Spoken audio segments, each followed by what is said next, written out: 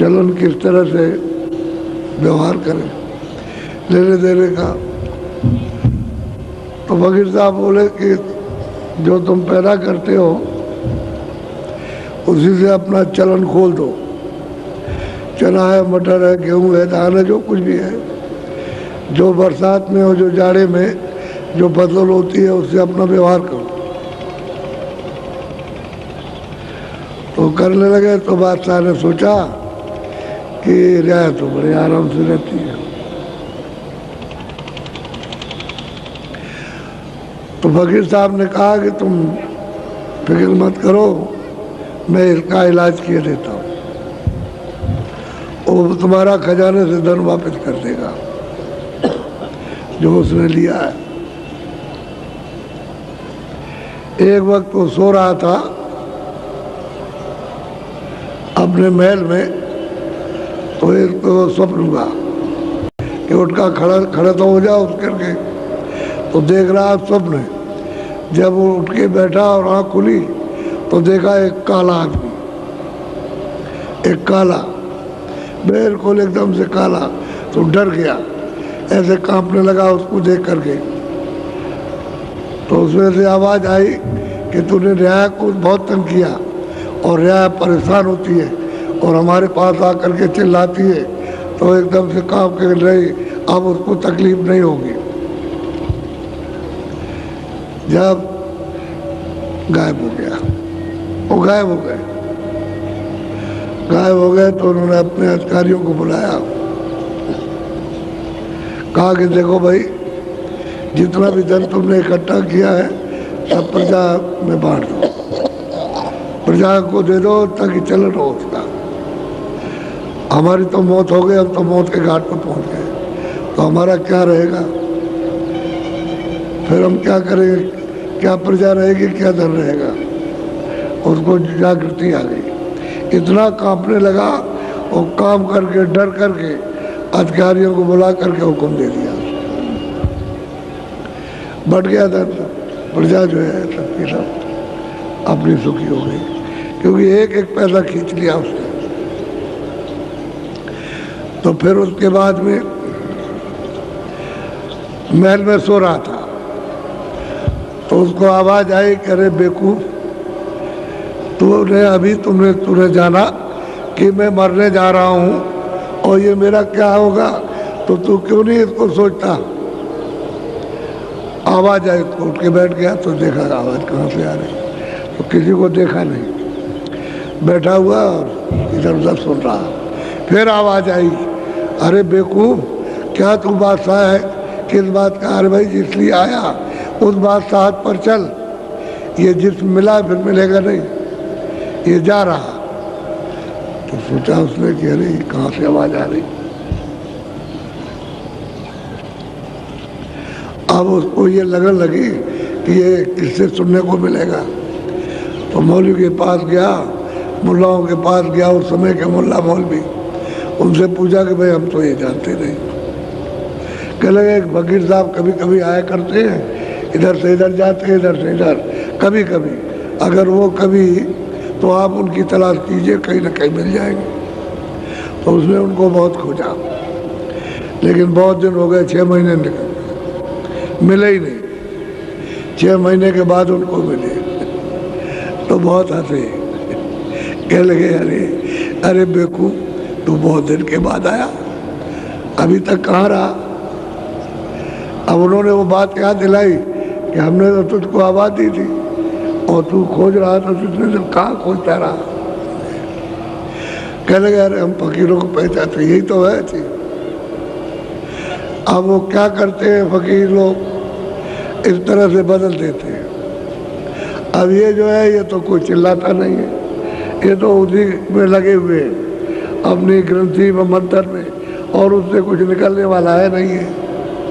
ये नहीं कि वही फकीर किसी महात्मा की खोज करें जो आपको अपने को सीधा रास्ता मिले, वो नहीं।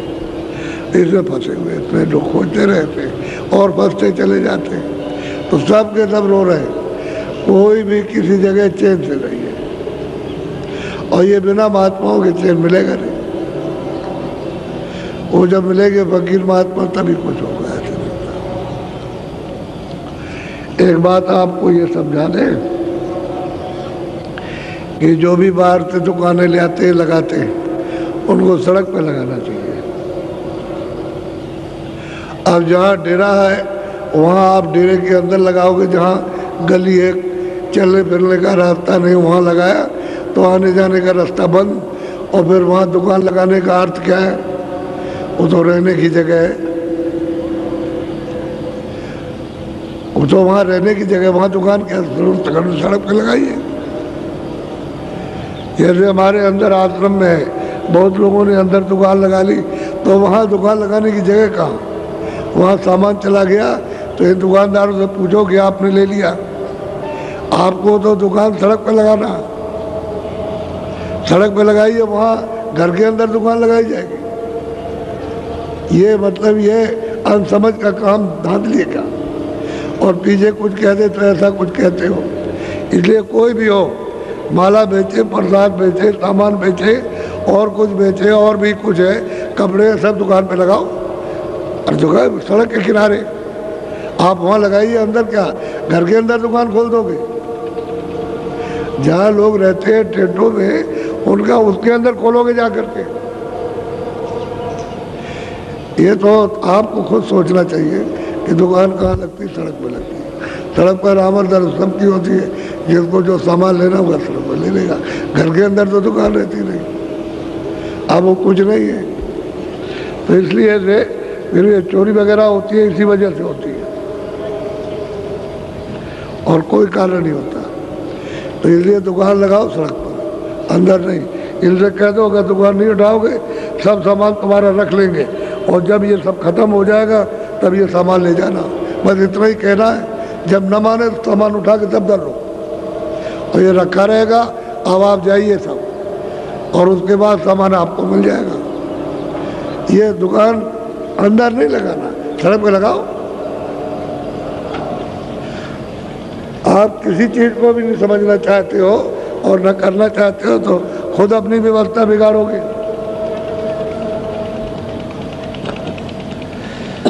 बोलो जय गुरुदेव। जब यहाँ अंधेरे में आया करो तो आते ही बस जैसे ही बैठे भजन करने लगे। आपको खाली ऐसे नहीं बैठना, आप अपने भजन ध्यान पर बैठ जाइए तो जितना समय आपका उतना तो आपको मिल गया समय, उसमें भजन और ध्यान कर लीजिए। जब तक आए फिर सत्संग सुनने लगे। सब काम अपने एक साथ आप बैठे हुए बात कर रहे हो, बात करने से क्या मतलब? स्थान में आए हो सत्संग के तो वहाँ भजन ध्यान पर बैठ जाओ, कोई सुमरन पर बैठ जाए, अपना यहाँ पूरा कर ले आकर। आप घंटे, डेढ़ घंटे, 2 घंटे आप बैठे रहते हो और उसमें कुछ नहीं करते हो। समय तो खराब हो गया। किस लिए बैठे हो? समय काम में लो तो भजन ध्यान करो। जो वह नहीं कर सकते यहाँ करो। आप कुछ नहीं, हम देखते हैं आकर के कि बस ऐसे ही बैठे हुए और कुछ नहीं है। अरे भाई जब आएंगे कि तुम भजन ध्यान स्मरण में बैठे हो तो जो आएगा बैठता चला जाएगा कि भाई ये कर रहे हैं, चलो हम भी करेंगे। ये होना चाहिए। जहाँ कहीं भी सत्संग में जाओ, अर्थात पहले से पहुँच गए तो भजन बैठ जाओ, सुमरन पर बैठ जाओ, ध्यान पर बैठ जाओ। किसी को क्या मालूम ऐसे बैठ गए आप, अपनी आंख बंद कर ली तो क्या कर रहे हैं, किसी को क्या मालूम, चुपचाप बैठे रहो। वो जब देखेगा तो बैठ जाएगा। ये काम करना चाहिए। जब पहले से आकर के जगह घेर ली है तो जगह घेरने का मतलब है तुमको भजन करना। ऐसे बैठ गया आकर के और कुछ नहीं, समय खराब कर दिया। बोलो प्रार्थना बोलो।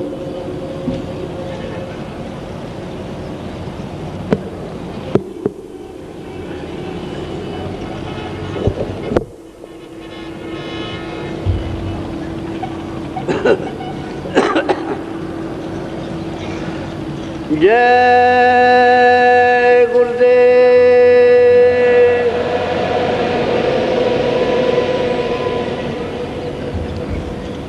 जय गुरुदेव।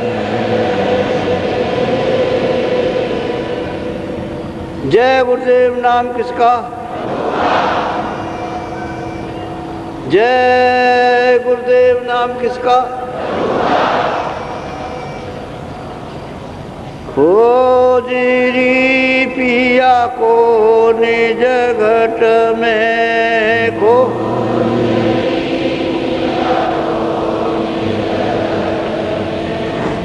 खोजरी पिया को निज घट में खो।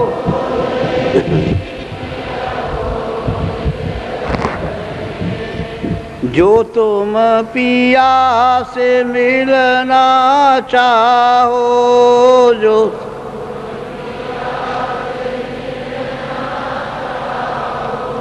तो भटको माती जग में। तो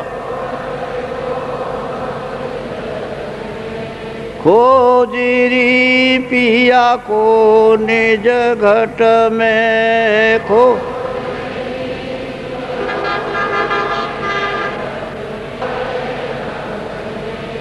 खोजरी पिया को निज घट में खो।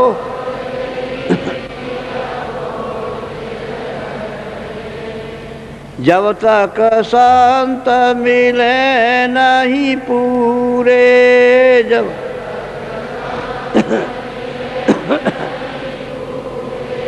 परे रहोगे अघ में।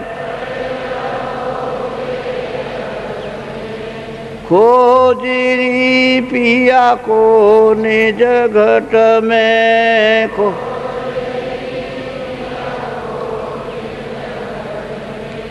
नाम सुधा रस कभी न पाओ, नाम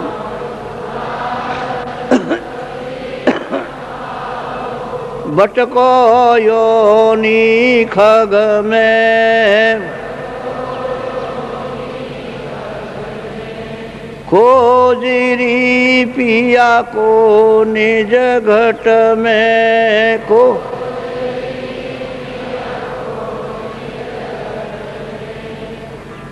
पंडित काजी बेक से कसबो पन।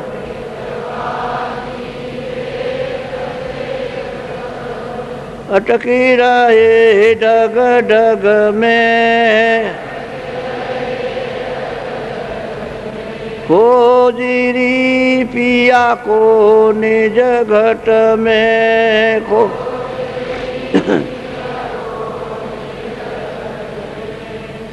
इनके यह तो भूले विषय बात में।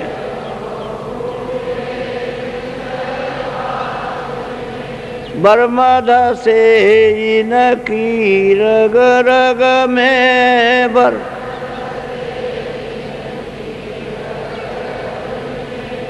खोजरी पिया को निज घट में।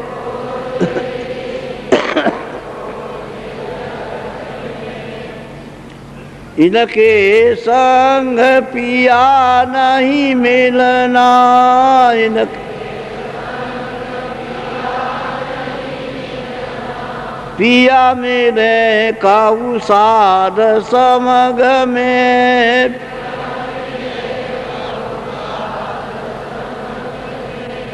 खोजरी वो तो कहे अलग में। खोजरी पिया को निज घट में खो।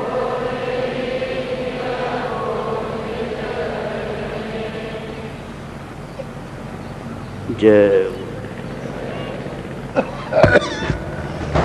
कह रहे घना घोर आभार, जिसकी कोई उपमा नहीं दी जा सकती, इतना शोर है। और चल रही ये सब सुनाकर जितना भी उनको सुनाना था वो सब गोस्वामी जी को सुना दिया। कह लगे यार भाई तुम्हारा तो काम हो गया, अब घर में पहुंच गई हो, सब मंजिलें पार कर ली, घर में पहुंच गई। अब जिधर जा रही जाएगी तब भी सुनती जाएगी, आएगी तब भी सुनती रहेगी। रास्ता और वक्त खुल गया तो चलते भी देखते रहो, बैठे भी देखते रहो, सोते में भी देखो आप, क्योंकि वो तो फिर आँख बंद होने वाली नहीं है। हर वक्त देखिए। तो कहते हैं 24 घंटे घना घोर आवाज घाट पर हो रही है। बोलो। करिया सैनी घर सिधाई अपने अपने मंदिर। कहते हैं कि फिर ये दोनों की दोनों अपना सब समाचार बता करके और फिर अपने घर लौटी। घर आई जहाँ इनका ये शरीर रहता था, वहाँ काशी के अंदर लौटे आई। बोलो। निस दिन उठे गगन घन घोरा तामे अटक रहे मन मोरा। सही बात तो ये है कि जब अंदर में चढ़ चले, जब वहाँ पहुँचे तो निर्दिन गगन कहते, गगन में घनघोर आवाजें कहते, मन तो वहाँ अटक गया। हर वक्त मन वही लगा रहता है, उसी आनंद। क्योंकि यहाँ तो आनंद खोज रहा था इंद्रियों के घाट पर, तो यहाँ तो आनंद नहीं मिला। जब आनंद मिला तो निर्जय हर क्षण वहीं पर बैठा हुआ अपने आनंद में, और मन वहाँ अटक गया। अब वो अटक गया, वहाँ रुक गया, तो इधर का करेगा। तो ये जगह सब फीका है, आसार है, इसमें कोई सार नहीं। तब उसको याद आती है कि इतने मुद्दतों से जब से आए तब से यहाँ फंसे रह गए। सब योनियाँ दिखाई देती हैं, किसी को जीव में गए, मछली में गए, कच्छ में गए, मच्छ में गए, जानवर में गए, नरकों में गए, जितने से 84 में, जल के जीवों में, थल के जीवों में, सब पता चलता कि हम इतने दिनों से किस किस योनि में गए। तब वो रोता और चिल्लाता कि इतने दिनों के बाद एक घर लौटने का ये समय बना। और वो भी है कि कृपा और दया नहीं होती और नहीं मिलते महापुरुष तो नहीं लौट सकते थे। तो मनुष्य शरीर आया और दरवाजे पर आकर बैठ गए, फिर लौट गए और दरवाज़ा छूट गया। जब मनुष्य मंदिर पर आकर बैठ गए तो दरवाजे के करीब हो, अगर यहाँ खोज लोगे दरवाज़ा ऊपर जाने का तो फिर चले जाओगे, और दरवाज़ा नहीं मिला तो लौट जाओगे नीचे। मनुष्य शरीर ये दरवाज़ा मिलेगा नहीं, और मनुष्य शरीर मिलेगा नहीं तो आपको मतलब ये है कि खानों में भटकना, तो जीव वहाँ चली जाती। अब वो कहते हैं कि भाई वो तो अंदर तो हो ही रहा, अब तो हर वक्त चालू हो गया। जब जारी हो गया हर वक्त, तो ये बनल घनघोर पर ये बंद होने वाला नहीं है। अब वो सब कह करके और सब समझ करके और घर गए, देविया घर लौट गई। बोलो। कर्मा धर्मा रहे पुण्य धोई और भये उठ पहुँचे। अब कर्मा धर्मा दोनों उनसे फौरन पहुँच गए, सवेरा हुआ पहुँच गए। और इन्होंने भी अपनी अर्जी की कि हमारा भी हे स्वामी हमारे भी कुछ सुन लीजिए। वो भी कुछ अपना अभ्यास जो देखा उन्होंने, जो सुना और जो ऊपर चढ़े वो भी सुनाना चाहते कि हे स्वामी हमारी भी कुछ प्रार्थना सुन लीजिए। बोलो। तीजे से कतकी उठी धाये तीनों बिर तुलसी पे। अब वो शेख तकी मियाँ थे मुसलमान, ये कौन मुसलमान थे इनको सब जानते थे, संपूर्ण काशी इनको जानती थी। क्यों? ये थे क्या? ये मजिस्ट्रेट थे, दरबार में न्याय करते थे, ये शेख तकी मियाँ। तो ये इनके पास पहुँचे कैसे? जब ये डंडोरा पिटा काशी में, को नाचते गए, गंगा जमुना नहीं मानता, इसको नहीं उसको नहीं, ईश्वर नहीं मानता, और ही और बात कहता, और ही और वर्णन करता है, जो यहाँ नहीं उसको कहता। ये तो सब कहते थे, चाहे वो कितने भी कुछ भी निंदा करे, लेकिन और ही और कहता, और जो हम नहीं देखते उसको कहता है। तो हम कैसे मानेंगे कि वो अब तो समझेंगे नास्तिक है।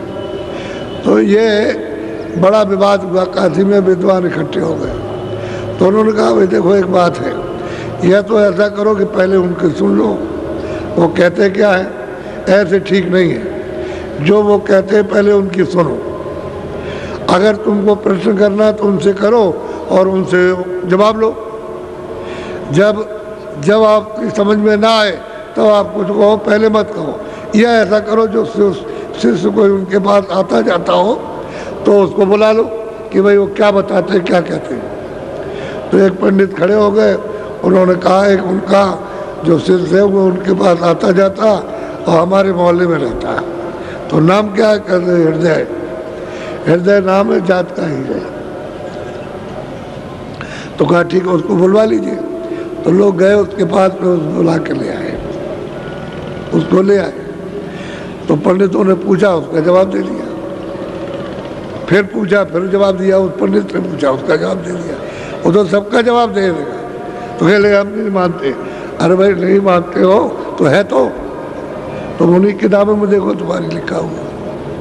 हृदय ने कहा अपनी किताबों में देख लो, हम उसके बाद तो आगे की बात बताएंगे, लेकिन पहले अपनी किताब में देखो उसमें क्या लिखा है। क्या लिखा होगा? नहीं ये हम नहीं मानते। अरे भाई तो किताबों को तो मानो, जिसको आप कहते हो ये किताब है, जिसको जिनसे पूजा करते हो, पाठ करते हो, उन किताबों को तो मानो। बस ये तो जवाब दे दिया, शर्मिंदा हो गए। कह ले तुम बड़ा मूर्ख है और तुम मतलब है कि पढ़ा लिखा कुछ नहीं कमा रहे।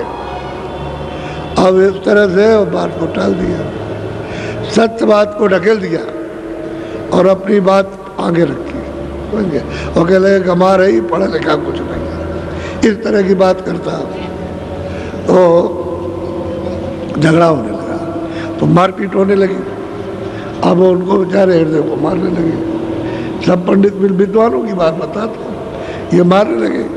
तो फिर इधर से जा रहे थे घोड़े पे सवार होकर, दरबार में जा रहे थे, कचहरी में। तो बीच में भीड़ लगी है, तो घोड़े पर और सवार भी लोग थे साथ। तो घोड़े पर जा रहे थे तो लगाम इन्होंने, भाई इतना बड़ा विवाद हो रहा है तो ये क्या हो रहा, तो लगाम मोड़ दी उधर घोड़ा। तो इनको सब पहचानते थे कि भाई वो आ गए, बस बंद हो गए। तो उन्होंने पूछा भाई क्या है, क्यों विवाद हो रहा? कह लगे ये कतेब नहीं मानता, ये कुरान नहीं मानता है, गमार। उसको आगे कह दिया कि कतेब कुरान ये नहीं मानता ये, और ये झूठ बखान करता। तब उन्होंने दूसरे ने कहा ये वेद कतेब और ये कुरान पुराण, और मतलब ये है कि इनको नहीं मानता है, ये बड़ा गमार है। तो क्यों रहे? तो मतलब ये। तो उन्होंने उस हृदय से प्रश्न किया तो उसका जवाब दिया, तुरंत फौरन जवाब दे दिया। तो शेख तक जब उन्होंने अल्लाह की बात की, खुदा की बात की, तो जबान बंद हो गए, चुप हो गए। तो मतलब तो लोगों ने कहा कि अब उन्होंने देखा कि तो न्याय करते हैं, झगड़ा इन्होंने देख लिया और ये न्याय वहाँ करेंगे, ये सज़ा देंगे, छोड़ेंगे नहीं, क्योंकि बड़े न्याय करता थे, सज़ा फिर देते थे, छोड़ते नहीं थे, बहुत ही वसूल के पक्के थे। काशी में अकबर बादशाह का जमाना था, न्याय करते तो उनका बड़ा मुश्किल हो जाए। तो कह लगे इनका गुरु वहाँ रहता है इसका, और ये उससे चलिए पूछा जाए कि वेद कतेब और इनको और कुरान को कैसे नहीं मानता, क्यों इनकी बुराई करता है। तो सब ले गए, उनको भी ले गए, वो भी गए। वहाँ जा कर के घोड़ा रख दिया। घोड़ा तो रखवालों ने जो उनके साथ थे घोड़े वाले, उनको और उनको ले गए उनको कुटी के पास, और वहाँ जा कर के बात होने। तो इनको आगे ढकेल दिया कि आप ही पूछिए। तो कहते तो आप वेद नहीं मानते और कतेब नहीं और इबादत नहीं और ये नहीं, खुदा नहीं मानते और ये और अल्लाह ताला को नहीं मानते। तो गोस्वामी जी ने उनको जो जवाब दिया तो तकरीबन चुप हो गए, कोई फिर बात नहीं करता। फिर पंडित टूट पड़े, तो इनको भी जवाब मिल गया इनको कि उनके उन्हीं के सामने जवाब दिया। तो मतलब ये वो भी चुप हो गए, हार गए। तो बाकी जितने भी गए थे मूर्ख, तो बस उनकी मूँछें फड़क रही थी, मुँह फड़क रहा था कि इनको मारने के लिए। लेकिन अब ये है कि वो पूजा पाछा और फिर वहाँ से चले आए। तो तकी मियाँ फिर गए, जब वो दरबार वबार कर लिया फिर उनके पास गए, तो उन्होंने खुदा के अल्लाह के बारे में उन्होंने समझाया, सुन कर के फिर चले आए, फिर गए सुबह, फिर दरबार करने के बाद शाम को फिर गए। अब रोज़ उनका आना जाना उनके पास लग गया और उन्होंने सब सुनाया। अब वो तकी मियाँ, अब वो सवेरा जब हुआ तो इन्होंने सोचा कि पंडित ये कर्मा धर्मा अपनी बात कह देंगे, हम रह जाएंगे। तो सर से कह लगे हजूर मैं भी कुछ अपनी बात कहने आया, बोलो। बैठे भेद भाव सब चीना, तीनों बात आपनी की। पहले तो इन्होंने दोनों ने बात की, जो अभ्यास किया, जो देखा वो इन्होंने सब बताया। जैसा जैसा देखा वैसा इन्होंने बताया। उनसे बात की, बैठा लिया, बैठात की बात की। अब इनकी जब पूरी बात हुई तो उन्होंने खुदावंद आप हमारी भी अर्जी सुन लीजिए। वो भी कुछ कहना चाहते, बोलो। कर्मा धर्मा भेद बतावा, निज निज निस दिन निर्वाण भेद हम पावा। अब कर्मा धर्मा ने दोनों ने कहा कि जो आपने बताया था मैंने अभ्यास किया, भजन और ध्यान किया, तो हमने निर्वाण पद साफ देखा। बताया उन्होंने उनका रूप क्या है, उन्होंने सब बताया कि उनका नाम क्या है। वहाँ तो यहाँ तो कुछ बताया नहीं जाता, वहाँ तो कुछ जो सुनेगा वही बताएगा। वो तो वहाँ बहुत भेद है। तो जो सुना वो उन्होंने उनसे कहा कि हमने ये सुना और ये निर्वाण पथ हमने पाया और हमने साक्षात्कार ईश्वर का, खुदा का, उनका दर्शन किया। हमने साफ साफ बताया, उन्होंने अपना अभ्यास पूरा पूरा दोनों ने बताया। नीचे से बताया कि नीचे ये देखा, ऊपर बताया कि ऊपर ये देखा, वहाँ पहुँचे तो हमने ये देखा। कह लगे जिसका जिक्र किताबों में आया हुआ है उसको तो मैंने अब देख लिया। उन्होंने बता दिया अपना अपना अपने, बोलो। सो निर्वाण पार एक द्वारा, निरखा फटक शिला के। अब वो कहते हैं कि निर्वाण के पार, यानी सैद दल कमल के पार, खुदा के रूप को देखने के बाद भगवान का साक्षात्कार निरंजन भगवान ज्योति स्वरूप का किया, उसके पार एक दरवाजा है।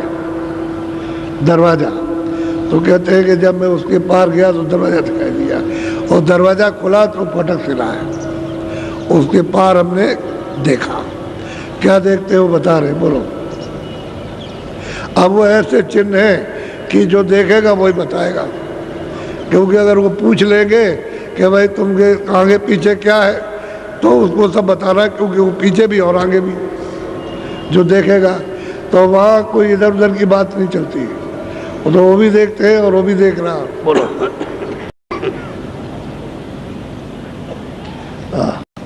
सो निर्वाण पार एक द्वारा, निरखा फटक शिला के पार। कहते हैं कि भाई फटक शिला पर तो हम खड़े हुए, लेकिन उस पार देखते हैं कि दरवाजा है, वो दरवाजा है उसके पार में, उधर जाने का, बोलो। तावा देखा पुरुष न्यारा, ताकि शोभायगमय पार। कहते हैं कि मैंने वहाँ जब देखा उस दरवाजे को तो वहाँ गुरु भी बैठे हुए, और जब वहाँ पहुँचा तो देखा उधर में जो रचना है वो अगम पसारा, जिसको कोई कह नहीं सकता इतना पसारा, इतनी रचना है। तो ये तो जब वहाँ अध्यक्ष से कहो कि देखो मथुरा ऐसा, दिल्ली ऐसा, कलकत्ता ऐसा है, जंगल ये देखो जंगल ऐसे, तो अंधा कहेगा हमको क्या मालूम, हमारे तो आँख ही नहीं है। तो वहाँ तो आँख है। तो इतना बड़ा पसारा कि मृतलोक का क्या हो तो एक कण भी नहीं है। कहते हैं सो हमने, वो कहते हैं वो जो पसारा हमने आँख से देखा, और ईश्वर को भी आँख से देखा। उसके पार दरवाजा और उसके पार हुआ तो फटक शिला भी देखा, उसमें खड़ा हुआ तो पार जो है वो हमने देखा। सब कहते हैं, सारे सब बताते हैं ये हमने देखा। ये दोनों अपनी अपनी बात पेश कर रहे हैं और जैन मत के हैं, क्योंकि जैन मत वैसे भी बहुत मलिन है। अब जो किताब में लिखा हो तो उनको मालूम नहीं है। जो अक्षर है उसको पढ़ लेते, तो अक्षर तो आपके ये भी पढ़ते हैं हिंदू, वो अक्षर पढ़ लेते हैं शास्त्रों के, और कुछ देखा तो है नहीं, तो क्या वर्णन करेंगे। अब वो देखते हैं और कहते हैं कि हमने निर्वाण पद पाया, शहद दल कमल हमने देखा, उस पर जो बैठे हुए उनको हमने देखा। साफ साफ कह रहे और उसके पार उधर गया तो उधर में हमको खिड़की दिखाई दी, और जब उसको खोला तो फटक शिला है, और फटक शिला पे खड़े होकर के हम देखते हैं कि दरवाजा है। और भी चीज़ें बीच में दिखाई देती हैं, तो जो है जो उसको वो कह देता है। यानी सब लोग अपनी अपनी चीज़ कहेंगे, उसमें वो भी चीज़ आ जाएगी, क्योंकि इतना मसाला है कहने का, दिन रात सुनाते रहो ख़त्म नहीं होने वाला। इतनी चीज़ें वहाँ तो सीधा सीधा बताते हैं, उसी से पता चलता है कि इसने क्या देखा, और पूछ लिया उसमें कैसे रूप है, वहाँ की सूरतों के कैसे रूप है वो सब बता देगा, वहाँ सूरतें कैसे बसती हैं वो सब बताएगा वहाँ, और सूरतों का खेल क्या सब एक बता देगा। बोलो। ताका भेद निर्वाण न पावे, नैन सो देखी नजर में। अब वो दोनों के दोनों कर्म धर्म कहते हैं, उसका भेद जो हमने परे देखा उसका निर्वाण नहीं पा सकता, यानी ईश्वर उधर नहीं जा सकता तो उसने नहीं देखा। और ब्रह्मा विष्णु महादेव ये तो हिंदू मुसलमान सबके करता धरता है, ये तो उत्पत्ति करते पालन करते पहले सबकी कर देते, तो ये देवता तो तीनों सबके एक ही, हर कौम के एक ही देवता है वो है, तो ये तो यहाँ नहीं जा सकते और वो उधर नहीं जा सकते। निर्वाण सहजल कमल के धनी उधर नहीं जा सकते जो उधर हो रहा,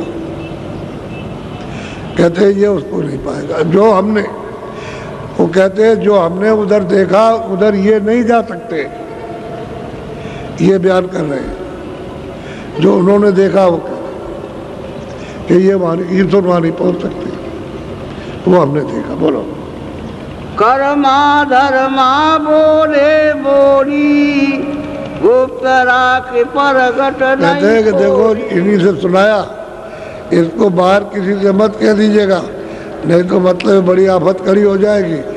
ये गुप्त भेद है तो गुप्त ही रखो इनसे। अब ये तो सब जानते हैं कि तो लिए ही चल रहे, तो इनसे तो कहना ही है, यही तो हमारे सब कुछ है। अगर वहाँ किसी से कहा वो तो जानता नहीं तो तुम्हारी आफत हो जाएगी, इसलिए गुप्त भेद है, इसको गुप्त ही संसार से रखना। तभी तो उन्होंने कहा कि मतलब है कि ये जब भी कभी भी इस तरह का प्रकोप आया भ्रष्टाचार का, तो वही कहते हैं कि लुप्त भये सदगुरु। सदगुरु तो जब ही लुप्त होते हैं जब जानने वाले और मानने वाले नहीं रहते, तो फिर सदगुरु लुप्त हो गए और जानकार भी लुप्त हो गए। आप बगैर जानकार और बगैर महात्माओं के प्रमाण के किसी की समझ में आ नहीं सकता, तो जानने वाले आए तब तो आपको प्रमाण दे, वो मिलते रहे कहीं भी। इसलिए बोलो। दो मिल बाकी असस बाता, तुलसी समझ जीन। अब गोस्वामी जी महाराज ने सब ध्यान से सुना और बैठाल के सुना, अच्छी तरह से उनको सुन लिया, और वो समझ गए। किसी ने आगे कहा, किसी ने पीछे, इधर का उधर का, सब कहते हमने अपनी आँख से लखा, आँख से देखा, और आँख इधर ही है, यही आँख देखेगी और लौट करके आएगी तो यहीं बैठ के यहाँ ये यही बैठ जाएगी आकर के, और ये इधर देखती है तो यही बताएगी कि हमने देखा, अपनी दिव्य आँख से ज्ञान चक्षु है। अब वो सबके अंदर आँख है, चाहे मुसलमान हो, चाहे हिंदू हो, चाहे चूड़ा चमार हो, चाहे कोई भी किसी जात का हो, ये आँख तो सब में है। तीसरी आँख सब में, और दो आँखें। अब तुम्हारी एक आँख न रहे तो एक आँख का काना हो गया, बस इतनी बात है। और दोनों आँख नहीं रही तो अंधा हो गया, तो अब अंदर से भी अंधे और बाहर से भी अंधे। आँख सब में, और सबको अधिकार मनुष्य शरीर पा करके दिया गया कि सब खोल लो। कलयुग में सबको अधिकार दिया कि सब खोल सकते हैं, लेकिन मिलेंगे जब महात्मा तब काम होगा, मगर उनके मिले, क्योंकि आप बात नहीं मानोगे किसी की, और किताबें कुछ बताएंगी नहीं, इसलिए आपको उनके पास जाना कि वो रास्ता दे दे, भेद बता दे हमको, तब तो आँख खुल जाएगी, और भेद नहीं बताएंगे तो इन्होंने सबने दोनों ने अपनी बात कही। वो पीछे बैठे हुए शेख तक पीछे बैठे, वो पीछे बैठे हुए जी, कहने के लिए वो भी अपना कुछ कहना चाहते। बोलो। शेख तकी उठ के तब बोला, अपनी विधि बात सब खोला। कहते शेख तकी ने कहा अपना जो कुछ प्राप्त किया, जो कुछ उसने अपनी आँख से दीदार किया, उसको अपना खोलना चाहता, खोल के बताना चाहता कि आपने अपनी मेहर की, दया की। बोलो खुदावंत एक अर्ज अब यही हमारी। सुनिए, आपकी, ये आपका बंदा है और आप खुदा है। खुदा बंद, आप खुदा है, हम आपके बंदे हैं। बंदे कहते हैं मुरीद, यानी सेवक, शिष्य कहते हैं कि मैं आपका पक्का शिष्य, पक्का मुरीद हूँ, पक्का बंदा हूँ, जो हुक्म होगा वही करूँगा, उसके अलावा और कुछ नहीं कर सकता। और अगर ये कहीं न्याय सच्चा न करते होते तो बुद्धि नहीं आती। सच्चा न्याय करते थे, बड़े न्याय में बड़े जानकार थे। अब यहाँ भी जरा सी वो आवाज़ में परख लिया उन्होंने और जान लिया, चिपट गए। उनको क्या मतलब है हिंदू है कौन है, वो तो कहते हैं खुदा और मैं आपका बंदा हूँ। बोलो मैं मुरीद मुर्शिद की राह। और कहते हैं मैं मुरीद हूँ, मुरीद शिष्य को कहते हैं, और मैं आपकी शरणागति हूँ, आपके चरणों में। और वैसे ही प्रणाम करते थे जिस तरह से हिंदू मत था, रख करके हाथ जोड़ के प्रणाम करते और 7 क्षण जमीन पर लेट जाते, इस तरह से तकी मियाँ लेट जाते थे और प्रणाम करते थे उनको। और ये 28 वर्ष के अंदर, उम्र 28 वर्ष के अंदर इनका काम किया तुलसीदास जी महाराज ने। ये नहीं कि उनकी उम्र बहुत ज़्यादा हो गई, 28 साल के अंदर। बोलो फजल नजर मेरे पर कीजे, मेरी अरज चित्त कि मैं सुबह में। सुबह आया हूँ तो मेरी चित्त से आप ध्यान दे करके जो कुछ तो सुन लीजिए। मेरी प्रार्थना है, अर्जी है कि आप हमारी बात को सुन लें। जैसे इनकी ध्यान से सुन लिया या औरों की सुन लिया ध्यान से, हमारे वो भी कुछ कहना चाहिए। बोलो बंदे ने बकसी सी पाई, सो हजरत में कहूँ। अब कहते हैं कि बंदे ने, इस मुरीद ने, इस सेवक ने जो आपसे जो कुछ पाया हजरत, यानी मतलब ये आप ही खुदा है, आप ही हजरत है, वो दूसरा खुदा और कोई नहीं। वो उन्हीं को कहते हैं कि आप ही खुदा है, आप हजरत हैं, और आपकी बख्शीश यानी कृपा हुई, दया हुई, आपकी मेहर हुई, मतलब। और जो आपने चीज़ दी है उसको सुनाने आया। वो ये नहीं कहते कि मैंने कमाई की, वो कुछ नहीं, ये बंदा है और ये आपका है, ये और किसी का नहीं है। और बंदे को जो बख्शीश मिली है और आपके चरणों में, वो सुनाने के लिए आए। बोलो एक रोज फजल सकीदा, रूह चढ़ गई अगम। पहले मैं रोज बैठकर, जो आपने बताया था, रोज बैठ के ध्यान करता था और रोज बैठ करके नित्य प्रति भजन करता था। ऐसा बैठा हुआ तो एक दिन रूह चढ़ गई, शब्द को, नाम को पढ़ाकर, नबी की आवाज़, अरे खुदा की आवाज़, उसको पकड़ा और पकड़ के एकदम से चढ़ गई। चढ़ी जा करके तो दरवाज़ा खुल गया। जब खिंचाव हुआ, वो कहते चढ़ी, तो खिंचाव जब हुआ तब चढ़ी, तो दरवाज़ा खुल गया उधर में, उधर कि रूह एक दिन चढ़ गई। ये कहते हैं कि रोज़ करता रहा, रोज़ करता रहा, रोज़ ध्यान लगा रहा था, रोज़ भजन करता था, आवाज़ सुनता था। एक दिन ऐसा होगा रूह चढ़ गई, ऊपर चढ़ गई ऊपर। तो इस आकाश में नहीं, वो दूसरा आकाश, इस आकाश के ऊपर तो सूरत यानी रूह बैठी हुई है और उस ऊपर खिंचा हो गया उसका, यानी इससे ऊपर खिंचा हो गया। ये तो यही तक है, ये इसकी हदबंदी आकाश की, ये यहाँ तक है, इसके ऊपर नहीं है। तो रूह चढ़ गई ऊपर। अब वो क्या देखते हैं उसको सुनिए। बोलो चौथा तबक दे कि वहाँ जा जहाँ नबी की उठे आवाज़। कहते हैं जब मैं उधर गया तो 14 लोग, 14 तबक, और अलग अलग तबक में जो राजा राज करते हैं वहाँ स्वर्ग वैकुंठ में, बैत में, वो सबको देखा। तकी मियाँ ने सबको देखा कि चढ़ गई तो 14 तबक, 14 लोग, उनको लोग कहते हैं अपने स्वर्ग वैकुंठ में। तो 14 लोग हैं वहाँ, 14 लोग हैं, वहाँ 14 तबक, वो भी तबक ही मतलब है, लोग ही है, लोग, कोई दूसरा नहीं, उर्दू का शब्द है और ये हिंदी का शब्द है। और उसको तबक कहते हैं, तो लोग कहते हैं। ये 14 भवन है, वो 14 लोग, 14 तबक कहते हैं। वहाँ चढ़ गई और वह सबका जायजा, यानी सबको अपनी आंखों से देखा 14 लोगों कि यहाँ किस तरह का। तो स्वर्ग वैकुंठ की रचना है। सूरज चढ़ गई और जब उस रूप में पहुंची लिंग शरीर में, तो उन्होंने वो देवताओं की लिंग सृष्टि देखी। वहाँ तो देवता ही देवता रहते हैं, वहाँ ये मनुष्य सृष्टि इंसानों की तो ये है नहीं है, वो तो मतलब लिंग सृष्टि है। बढ़ने का भी रूप है और घटने का भी। वहाँ बढ़ता भी है, घटता भी है, छोटा भी होता है और बड़ा भी होता है, सब तरह का वहाँ रूप है। और बच्चे भी है और बच्चियाँ भी है वहाँ पर। ऐसा मालूम होता है छोटे छोटे बच्चे, ये भी पता चलता है। तो कह लगे हमने 14 तबक वहाँ खूब अच्छी तरह से देखा। इसका परिचय दे रहे हैं 14 लोगों का। अब ये नहीं कह सकता कोई कि भाई मुसलमान नहीं जा सकते, उनके पास मुसलमान गए। अब ये कहते हैं आप खुदा हैं, आप हजरत हैं, और आपने बख्शीश जो दी है वो हम सुन रहे हैं। शाफी साहब कह रहे हैं, और हमारी चित्त दे करके सुबह सुबह आ गए फजल में, तो हमारी सुन लीजिए आप। जो कुछ बख्शीश मिली है वो सुना रहा, हाजिर कर रहा आपके सामने, हाजिर कर रहे हैं। और मैं आपका बंदा हूँ और आपके चरणों को छोड़ नहीं सकता। सब कुछ उन्होंने कह दिया अपने शब्दों में, कुछ बाकी नहीं रखा, सब कह दिया। और कभी कभी तो ऐसी मस्ती में आ जाए तो कहे कि हजूर अब नौकरी करने की इच्छा नहीं, हमारा दिल नहीं लगता, बिल्कुल दिल नहीं लगता नौकरी में, हम तो इसी में लगे रहे, इसी में हमारा दिल लगता है साफ साफ। तो कहे अभी ठहर जाओ, अभी ठहर जाओ। अब गोस्वामी जी उनको कहे रुक जाओ, हम बताएंगे, बोलो।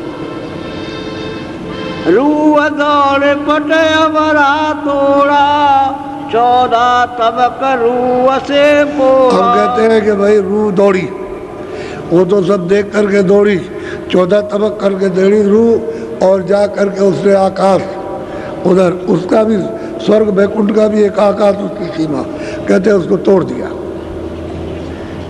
रूह से फोड़ दिया वो आकाश। वो तो सीमा स्वर्ग वैकुंठ की है, आगे सूक्ष्म लोग लगेगा। कहते हैं रूह से उसको तोड़ा, यानी सूरत ने, उसी जीवात्मा ने उसको तोड़ दिया, उस जो आकाश है, क्योंकि वो एक तरह का अंडा है और मतलब उसी के अंदर रहो, ऊपर नहीं जा सकते। तो रूह ने उसको दौड़ करके उसको तोड़ दिया। बोलो। ले लगी जाई लाई के बम्बाई, साहिब रब बसे ते। कहते हैं वहाँ निरंजन भगवान, कहते हैं उसमें लौ लगी, ले हुई। तो शब्द में, उस नाम में घंटे की आवाज़, संख की आवाज़ में ले हो गए। तो हमने खुदा को भी देखा, और जब उस पार गई तो वहाँ रब को भी देखा। रब कहते हैं ब्रह्म, कहते हैं उसको हमने देखा, आँख से देखा। अब देखिए स्वर्ग का भी, वैकुंठ का, 14 लोगों का, 14 तबकों का भी सब पूरा समाचार। और दौड़ करके रू गई, आकाश तोड़ा उधर जा करके, तो कहते हैं उसमें लौ लगी, किसमें नाम में, उसमें प्रवेश हो गई, ले हो गए। तो खींच करके तो कहते हैं खुदा का दीदार हुआ। और फिर ऊपर गई तो कहती है उधर में फटक सिला है, जब उस पार गई तो वहाँ देखा तो उधर में वो रब की यानी सृष्टि है, उधर रब की है। खुदा की सृष्टि नीचे है और रब के ऊपर है। कहते हैं उसको हमने रब को भी देखा, रब को भी देखा और खुदा को भी देखा, यानी ब्रह्म को भी देखा, और मतलब ये है कि निरंजन भगवान को भी देखा। और मियाँ साहब अपनी अर्जी सुना रहे हैं गोस्वामी तुलसीदास जी को, जिन्होंने 7 कांड रामायण बनाई और जिसको हम लोग पढ़ते हैं। आपने कभी ये सब चीज़ समझने की कोशिश तो की नहीं कि भाई कहीं से इसको समझा जाए। और इस वेद को जानने वाले और रामायण में ये सब लिखा, और आपको नहीं मिलेगा। रामायण में आप कुछ नहीं पा सकते, और हम आपको रामायण की बात बताएं तो ये सब लिखा हुआ है। ऐसे नहीं कोई नाम छूटेगा हो और सब। लेकिन हरित भूमि संख में समझ पड़े नहीं पंथ, जिम पाखंड विवाद थे लोग तुम्हारे सर ग्रंथ। उन्होंने ग्रंथ को लुप्त कर दिया और ये पाखंड विवाद फैल गया, इसलिए सदग्रंथों का बोध नहीं किसी को। उसी में लिखा है हरि बोल तृण संकुल है, समझ पड़े नहीं पंथ, किसी को रास्ता नहीं दिखाई देता है, तो बताओ फिर क्या करेंगे। तब उन्होंने देखा कि जब मानने के तैयार नहीं है तो उन्होंने गुप्त कर दिया और उसी में लिख दिया रामायण में। मैं रामायण की चौपाई सुना रहा हूँ आपको, किसी और की नहीं सुनाता। बोलो। तू बेचू दे बेजवाबी साई, वो साहिब दिल अंदर पाई। कहते हैं कि भाई ये ईश्वर और ब्रह्म मैंने उसको मतलब पाया और उसके ऊपर से खबर आ रही है, ऊपर वाले की, समझ गए। कहते हैं ये सब मैंने घाट पर पाया। दिल कहते हैं देखा ब्रह्म को भी, और परे ब्रह्म की जो परे है वो पार ब्रह्म, उसको भी खबर आ गई उनके पास, उसको भी देखेंगे। बोलो।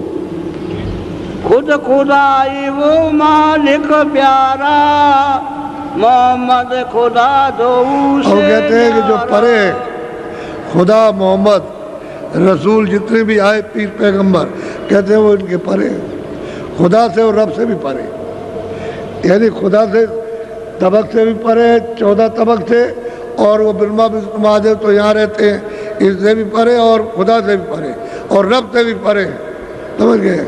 और कहते हैं मोहम्मद रसूल इनके परे, इसलिए महापुरुष कहते हैं सन कि वो राम और कृष्ण भी परे।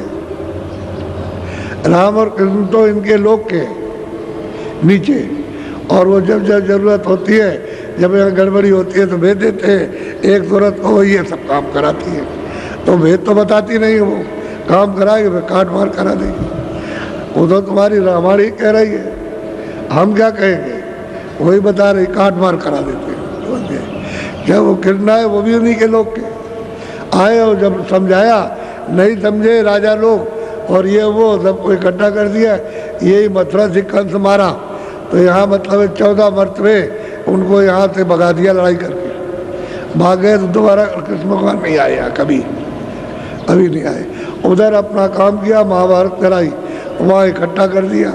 यहाँ बड़े मस्करे लोग थे, उस पार रहते थे दुर्वासा इनके गुरु थे, और वो भी योगी थे, तो यहाँ रहते थे। तो उनका भी इनके गुरु कहाँ रहते उस पार, तो ये पेट में कढ़ाई बांध करके वो नाच करने जाते थे, और वो गुफा में बैठ करके अपना भजन किया करते थे।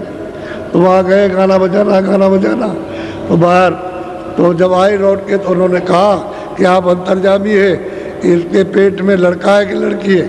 तो उन्होंने कहा कि अच्छा ठीक है, कम्बल उठाया, वैसे किया, एवं मस्त यही तुम्हारा नाश करेगा, यही के मतलब जो बंधा है, जो कढ़ाई बंधी है, यही तुम्हारा सब नाश करेगी। तो वहाँ से गए, जब मथुरा आए तो लोगों ने कहा, कह लगे, उन्होंने तो ये कहा, तो खोलो कढ़ाई, खोलो जल्दी से, और इसको मतलब ये तोड़ करके बुरादा बनाया, ये इसको ले गए वहाँ द्वारका में जा करके वहाँ छोड़ा समुद्र में। पहले वहाँ समुद्र था, ये कृष्ण को मालूम था कि ये श्राप कहाँ छोड़ा गया, वहाँ ये सब अधिवेशन वहाँ लगाया, ये सब करोड़ों आदमियों का वहाँ जमघट लगाया, वहाँ आपके वो द्वारका में वहाँ लगाया प्रभात पाटल नदी के किनारे। और वहाँ महाभारत करके, और जब उनका ये सब उनका ये देंगे वो देंगे, तमाम देश के राजा जिम्मेदार है उनका, तुमको ये देंगे, तुमको ये, और कुछ नहीं, हम नहीं लेंगे वो। और बस उनके पास में था तो कुछ नहीं, लेकिन वो घास कभी थी, वही शराब थी, तो घास उखाड़ी और भाट, उसने उसको मारा, उसने उसको मारा, चाहे भाई आया चाहे कोई मामा के भतीजा आया, काट करके, और देखते देखते खून की नदी बह गई। 56 करोड़ जितने भी, उनको सबको नाश कर दिया। तो आबादी तो ज़्यादा होगी, और फिर कहा हमारा वक्त हो गया, अब हम जाएंगे। जाएंगे तो चले गए, नदी के किनारे बैठे हुए थे वहाँ, तो उनके पैर में वो चमकता था, तो बैली आया, उसने देखा कोई हिरन पानी पी रहा, तो साथ के उसने मार दिया बाण, और दौड़ करके आया तो ये पैर चिल्ला रही थी बड़े जोर से, और पैर में उनके घुस गया, और वो बुझाया हुआ जहर का होता है। तो जब देखा कि अरे तो ये तो बैठे हुए, तो हमने तो बड़ा अपराध किया, और ये कह रहे तुमने कोई अपराध नहीं किया, हमने ब्रज की ओट में होकर के, तुम बाली थे और मैं राम था, मैंने तुमको मारा था, तुमने अपना बदला ले लिया, ये बदला अपना तुमने लिया। यही कहते हुए बाण लगा रहा। उसने कहा कि हम खींच लें, तो कहा नहीं खींचो, उसी में प्राण उन्होंने छोड़ दिए। वही नदी के किनारे बस वो बहेलिया था, वो थे, बाकी वहाँ पहुँच कोई नहीं पाया, वहाँ पर लड़की इनका नाश कर दिया। ये कह गए थे कि देखो परिचित है, उसको दिल्ली के बाहर चले जाना, हरनापुर में जा करके रात तिलक कर देना, और जब रात तिलक होगा तो द्वापर खत्म हो जाएगा, कलयुग लग जाएगा। और क्या पहचान बताएंगे? वो तो तिलक हुआ, बस उसके बाद द्वापर खत्म, कलयुग लग गया।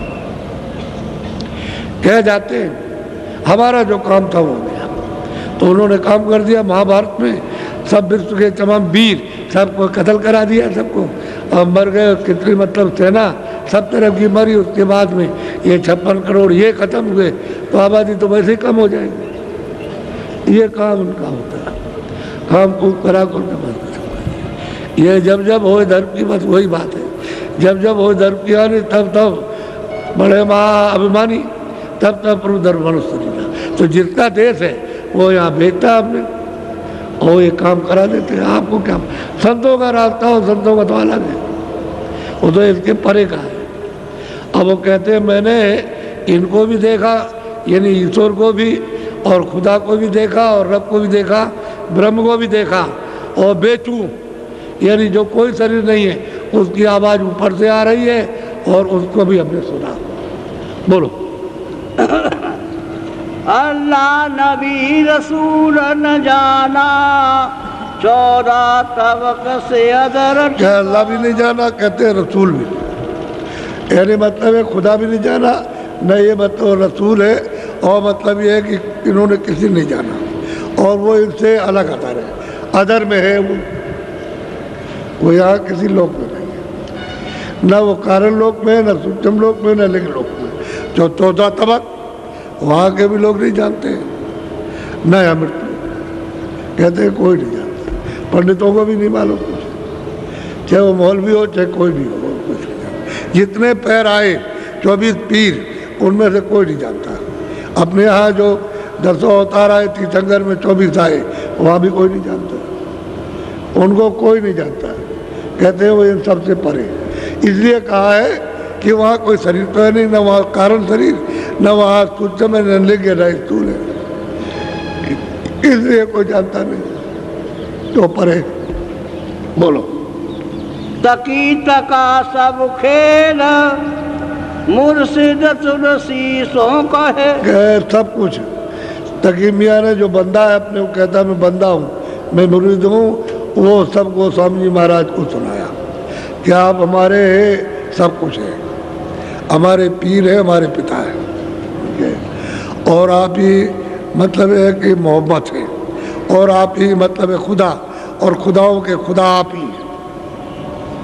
और तकी मियाँ ये कह रहा है आप ही थे, और उन्हीं को सुनाया, और किसी को नहीं सुनाया। और न ये कुरान जानती है, न कतेब जानते हैं, न वेद जानते हैं। इसको जो उन्होंने उधर देखा और सुना उसको ये नहीं जानते। बोलो। यही विधि कीनी सैल, सो अद्भुत अंदर रखा। कहते इस प्रकार से ब्रह्मांडों की सैल की है। उसी को मीरा भाई कहती है कि जब जब सूरत लगे बा घर को, पल्लल पल पल नैनन पानी, जो ही पीर तीर समसालत, कसक कसक कसखानी, और रात दिवस मोह नींद ना आवे बाबे वाली। मीरा सूरत सैल आसमान की, मीरा की सूरत ने आसमानों की सैल की है। उसने सब कुछ देखा, 14 भवन बैकुंठ स्वर्ग देखा, ब्रह्मा विष्णु महादेव को ईश्वर को, और ब्रह्म को देखा, पार ब्रह्म को। कहते ब्रह्मांडों की सैर की, सफर की है, और सबको देखा। तकी मियाँ कहते हमने सब देखा, सब दिल में जो रास्ता है सब आकाश में देखा, सब ब्रह्मांडों में देखा जाता है कि कैसी किसकी रचना है, सब देखा। और वो आकर के हजरत को सुनाया। हजरत कौन है? वो गोस्वामी खुदाओं के खुदा और संस्था के संस्था वो। अब वो मुसलमान देखिए क्या कह रहा है, यही सब कुछ है, इन्हीं से बख्शीश मिली। अरे इन्हीं से, इन्हीं की कृपा इन्होंने दान दिया। बोलो। कह तकी सुन मुर्शिद प्यारे बिरे मेहर फजल से।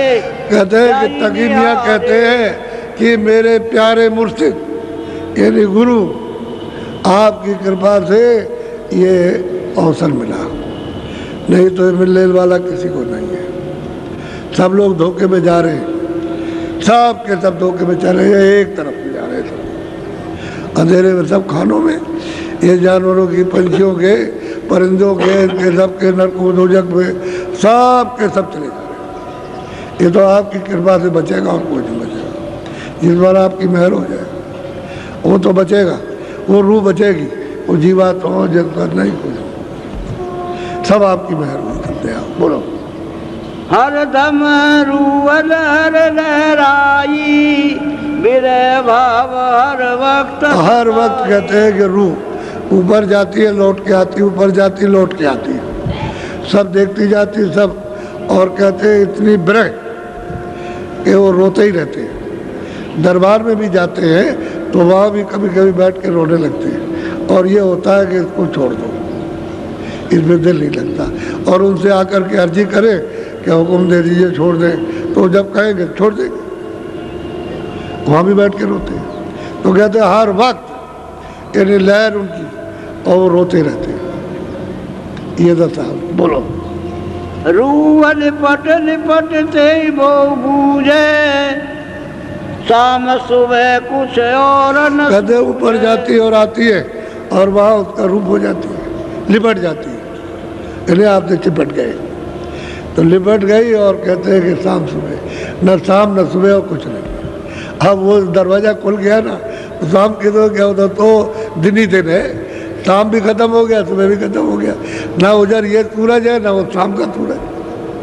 अब तो घाट जग गया ना, खुल गया घाट, तो उधर तो उजाला अंधेरा कुछ नहीं है। तो रोज़ जाती है, रोज़ आती है, रोज़, यानी जब चाहो तब चली जाए, कोई रास्ते में रुकावट नहीं है। और वो सब आपकी मेहरबानी, सब आपकी कृपा हुई। आपने इस बंदे पर नज़र कर दी, नज़र की हो गई।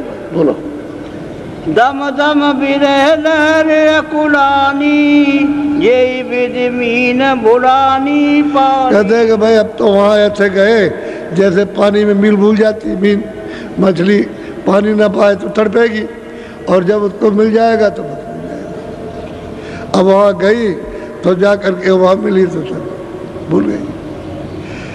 ऐसे जैसे मीन पानी में हो गई, पानी की हो गई, वैसे ही वहाँ जा कर के सूरत उसी की हो गई। वाह, अब वो कितने बड़े बड़े लोग हैं, यानी ये जो आपका लोग है सबसे छोटा, इससे जो 14 भवन स्वर्ग में कुंड में 14 लोग हैं, एक एक लोग उससे बड़े, उससे बड़ा, उससे बड़ा, उससे बड़ा, उससे बड़ा। तो इसकी क्या महिमा, इसकी तो कोई महिमा नहीं जो वहाँ की। तो वहाँ के जो अधिष्ठाता है उन्होंने भी उसको नहीं जाना, खुदा को, और खुदा के जो अधीन रहने वाले, वो मतलब ये वो भी ऊपर का नहीं जाना, और खुदा ने भी नहीं जाना।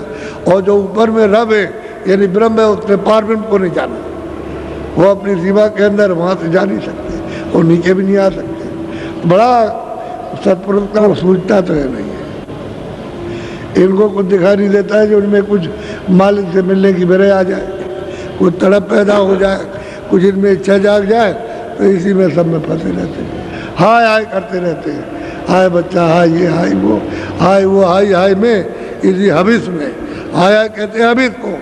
तो हबिस में वक्त निकल जाता है, तब तक मतलब ये खेल खत्म हो जाता है, क्षणों में खेल खत्म होता है, देर नहीं। बोलो कमोदिनी बिलखाई चंद अस्त आशिक गए। अब ये कमोदनी तो विलाप करेगी, क्योंकि वो चंद्रमा तो चला गया, अब जब निकलेगा तब फिर जा करके वो खिलेगी। अरे भाई यही साधक का, मुरीद का और प्रेमी का भी यही होना चाहिए कि वो मालिक के दीदार और दर्शन के लिए तड़पे। जब आत्म तड़प होती है उसके दर्शन दीदार घर में पहुंचने के लिए, तो उसको मालिक बर्दाश्त नहीं कर सकता, क्योंकि अंदर से जब आप उसको याद करते हो तो अंदर से सब कुछ हो जान रहा है, और बाहर से भी जनाने के लिए आया कि अंदर चलो, तो इधर से इधर में धक्का मारता, अंदर तो है ही। अंदर तो शब्द में मिल कर के वो शब्द रूप हो गया, यहाँ आया शब्द रूप में, ऊपर जाएगा तो शब्द रूप में, वहाँ भी शब्द ऊपर जाएगा, खुदा के पास जाएगा तो वहाँ भी शब्द रूप में बैठा, ऊपर जाएगा वहाँ भी, तो शब्द ही से उतर के आया और शब्द ही से चढ़ के जा रहा। वो तो हर जगह मिलेगा, अंदर बाहर छोड़ेगा रियल मिल जाएगा, जब खोजोगे तो यहाँ मिलेगा। और जब सूरत को नाम से जोड़ देगा, ऊपर जब चढ़ाई होगी तो इनको ऊपर भी मिला, यानी गोस्वामी जी महाराज ऊपर भी मिले, वो भी बताते कि मुझे वहाँ मिले और वहाँ रास्ता बताया। बोलो। बिरखे बिरह बेहाल चंद देख निसार कहते हैं कि भाई विलाप करती है जब सूरत, बगैर उनके दर्शन किए हुए मतलब चैन नहीं आ सकता, बिरह उठती है कि जब तक दर्शन न हो जाए तब तक रोते चिल्लाते। बोलो।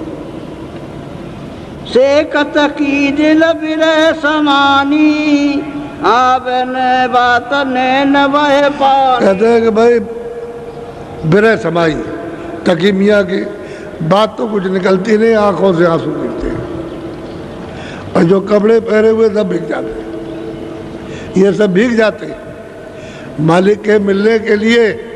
मतलब जब तड़प उठ जाएगी बात तो निकलती नहीं है, और मतलब है आंसू गिरते हैं, वो कह कुछ नहीं सकता, यानी चुप हो जाता है। यह है पाने वालों के लक्षण है, जल्दी से जल्दी घर में पहुँचने वालों के लक्षण होते हैं। हम संसार के लिए चिल्ला रहे हैं कि संसार हमारा खो गया, वो हमको मिल जाए तो हम कैसे, जब खो गया तो कैसे मिलेगा, तो यहाँ नहीं मिल रहा, और वो मालिक खो गया तो अब तो मिल ही नहीं रहा, तो हम संसार में फंस गए। संसार तो नासमान है, मालिक तो स्थिर था, वो तो अखंड था, अविचल था, वहाँ तो परिवर्तन न होता न होगा, वो तो अमर देश है। तो सुरतों को ये काल देश है, यहाँ परिवर्तन होता रहेगा, वहाँ परिवर्तन, तो वहाँ जाना चाहिए था। तो उसके जाने के लिए कोई राहगीर, कोई जानने वाला, कोई भेद बताने वाला, युक्ति कोई देने वाला चाहिए। अब वो नहीं मिलता तो कोई काम नहीं बनता। अब मिल गए तो ये सब काम रो रहे। बिरह समाई है। अब ये बिरह कब समाप्त हो जाएगी? जब मालिक का, सच्चे मालिक का दीदार हो जाएगा, तब ये चली जाएगी, तब बिरह खत्म हो जाएगी, उसी का रूप हो गया मालिक का। बोलो। दम दम विकल खुदाई पुकारी तन मन सुध बुध सकल विसारी। कहते हैं तन मन, कहते हैं सब, ये मन और तन, इसकी सुध बुध, ये सकल विसार दी, और खुदा के खुदाओं का खुदा, खुदाओं खुदा, संताओं का संता है, उसका दीदार हो गया। और दीदार कराएंगे वही तुलसीदास जी, उनकी बगैर बहर के कहते हैं कुछ काम बनने वाला नहीं, वही कराएंगे। और उन्हीं के सामने रो रहे, बात नहीं निकलती है, रो रहे ये, और वो सब पहचान रहे, जान रहे। तो इनको तकी मियाँ को पहुँचा दिया अपने ही घर में, जिंदा ही रहते हुए। मरने की बात 28 बरस के अंदर, अभी इनकी 28 बरस की उम्र होने जा रही है, समझ गए, और उसके पहले ही पहुँचा दिया। तो जब वो मुसलमान पहुँच सकता है, जैनी पहुँच सकता है, और मतलब ये कोई पहुँच सकता है, ब्राह्मण पहुँच सकता है, स्त्रियाँ पहुँच सकती है, अरे भाई तुम क्यों नहीं? तुम भी तो उसी समय में हो। 400 साढ़े 400 समय क्या होता है कि भाई 450 बरस हो गए, तो क्या समय? इसके बीच में तो बहुत महात्मा है, बहुत उन्होंने काम किया, बहुत ही काम किया। बोलो। अरे ये तकी तकते रहो, मुर्शिद ने दस्त पंजा दिया। अब वो कहते हैं गोस्वामी जी महाराज, ये तकी मियाँ तकते रहो, उसको आते जाते देखते रहो बराबर। गुरु ने तुमको गोपनीय भेज दिया है वहाँ घर पहुँचने का, तकते रहो, देखते रहो उसको, समझ गए, और पहुँचा दिया, देखते रहो। अब वो चाहे दिन हो चाहे रात हो, कभी हर वक्त देखते रहो, ऐसा वो मालिक है। अब वहाँ से सब लोग आए हो यहाँ आकर के, और रास्ते से आए, सब रास्ता भूल गए, अब चढ़ने का रास्ता ही नहीं। यहाँ सब कहते हैं चढ़ के जाना है, नाम को पकड़े से चढ़ना है, लेकिन वो बात जो लिखी है रामायण में कि सतयुग जोगी सब विज्ञानी और कर जान तले प्राणी, सब के सब, यानी मतलब है कलयुग में नाम पा जाए तो सब सोते चढ़ जाए, सब की सब चढ़ जाए, लेकिन वो नाम भेद मिलता नहीं, कोई बताने वाला नहीं। तो तुमको बताया जाता है, अगर किसी से कह दो 50 आदमी खड़े हो जाएंगे, अरे तुम क्या, तुम नास्तिक, तुम ये हो, तुम वो, और ये तुमने बाप दादों का पुरखों का सब क्रियाक्रम छोड़ दिया, ये चिल्लाएंगे तो तुम क्या करोगे? चल डूब जाओगे तुम। चुप रहो, भेद मिल जाए चुप रखो, किसी से कहना नहीं, जरूरत नहीं। क्या करते हो ये भी न जाने और क्या पाते हो ये भी न जाने, जो देने लेने वाला वही वह दोनों जाने और कोई न जाने। अब ये इनको कोई जानता नहीं है, लेकिन इनको भी थोड़े दिनों में, इनको भी जब मस्जिद पे नहीं जा रहे, वो तो कहते हैं मस्जिद तो ये है, तो इसमें तो मैं जाता हूँ, और मस्जिद कहाँ से आएगी? जिस्मानी मस्जिद है तो मैं यहाँ जाता रहता हूँ खुदा के पास में, इसी मस्जिद पे जा सकते हो, उससे जा नहीं सकते। कहते तो सच थे, लेकिन मुसलमान जो नहीं जानते हैं कहते थे काफिर है, काफिर है, खुदा को नहीं मानता है, शरीयत को नहीं मानता, कुरान को, इसको उसको नहीं मानता है, बस इस्लाम नहीं, बस वो कह करके जानते कुछ नहीं और कह दिया। अरे रो छोड़ो, ये खुदा को नहीं मानते न शरीयत को मानते, इसलिए छोड़ो इनको, ये रामायण की को गीता और ये वो वेद और शास्त्र और पूजा पाठ और गंगा जमुना नहीं मानते, छोड़ो इनको ऐसे। और जिस गंगा में स्नान कराना चाहते हैं आप चले नहीं जाते, वहाँ चलो स्नान करो चल के, तो बड़ी बड़ी नदियाँ तो सब जगह मिलेगी, और 14 लोक में भी नदी है, ऐसा नहीं कि यहाँ नदी नहीं है।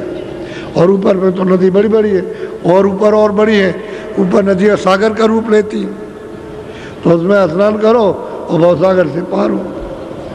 अब इन्होंने पक्का कर दिया कि इन्होंने मुझको पहुंचा दिया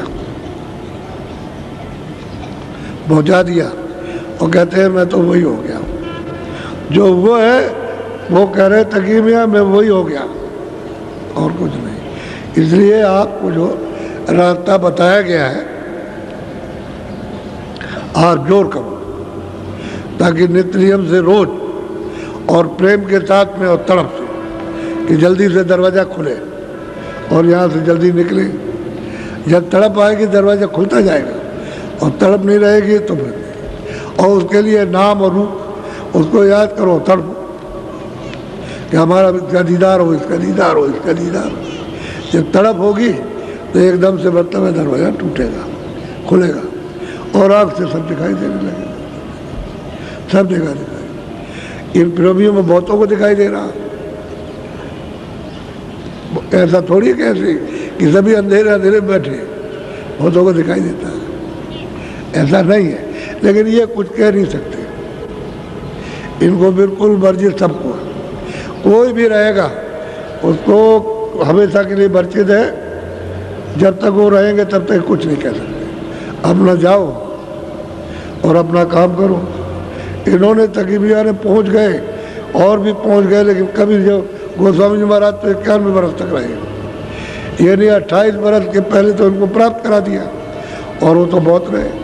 28 को निकाल दिए 91 में से, तो कितने बरस हो गए? तो सोचने की बात है। कभी भी किसी ने कोई काम नहीं किया, पूरे हो गए,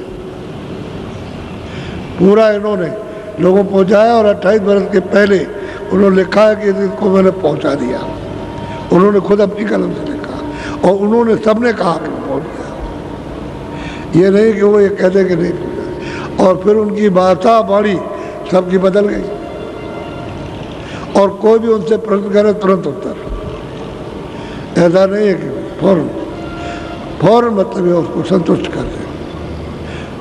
बस ये है उनकी बाणी तो ऐसी होती है, क्योंकि सब जानते हैं।